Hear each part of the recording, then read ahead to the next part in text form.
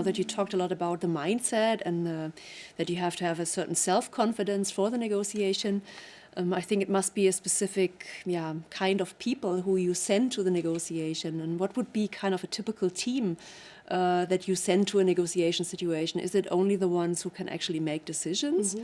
Or is it consultants maybe that you would put on the side? Or how would you kind of create the perfect team for this negotiation situation? Yeah, perfect team really depends, I would say. It depends on the organization and on the setup.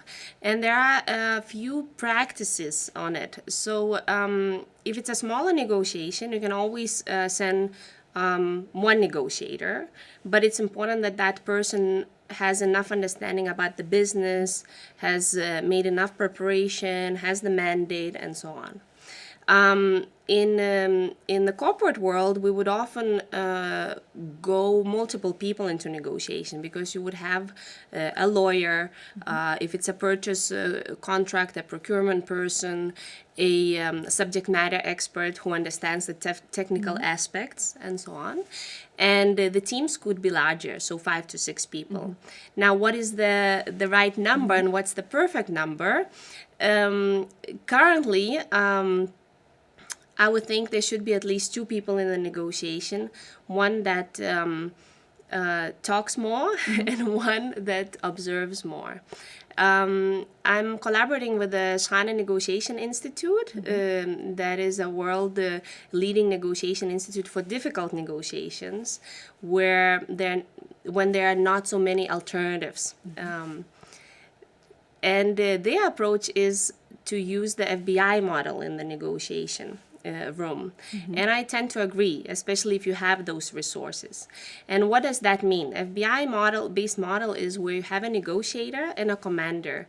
A negotiator is one person that does all the talking, that negotiates, who's not afraid of a conflict per se. And the commander is the one that's responsible for the overall relationship, but at the same time does very little talking. So they're responsible for the overall ambience of the room, overall triggers. Because when we talk, we can't really observe everything that's happening in the room. And their approach is that having a commander, a person who observes the other side, sometimes even to the level of the body language, or your own negotiation colleague, right? Seeing that the pressure is rising and taking some time off when it's needed, it's really a working strategy. And then there's a decision maker. Sometimes it's a whole department of decision makers, but it's very important that decision makers are not part of the negotiation room. Oh, okay. And that's often a discussion point for me and businesses as well. But the key reason for that is that decision makers are a bit more emotionally involved. And when you are emotionally involved, you are more willing to give in under pressure.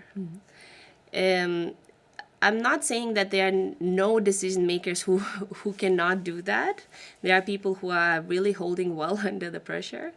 But as a general rule, it is good to keep decision makers outside the negotiation room and align with them, have a reporting lines with them, how things go, inform them, and update with the process.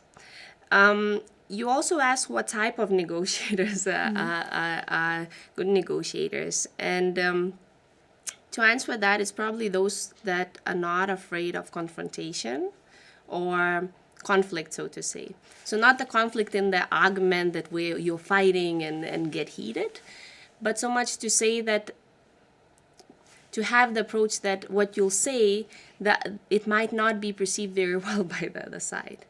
Because very often we would like to please the other side. And in negotiation, we have to take the topics. We say, well, we have a price increase of 20% because of inflation. Other side doesn't like to hear that. They might say, what do you mean? 20%. So you have to have people who are willing to take that step and have those discussions, and at the same time having the right mindset. Because if you have a reaction that you did not expect from the other side, that you still keep calm and focused on the task. So that is maybe also an advice that we should take on ourselves or think about ourselves for our next salary negotiation.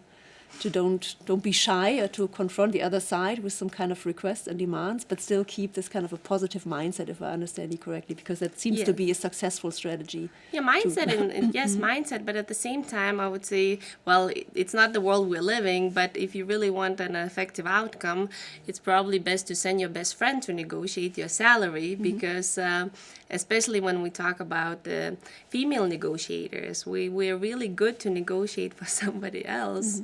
But overall, when we negotiate for ourselves, it's important to know what you want and also go for it.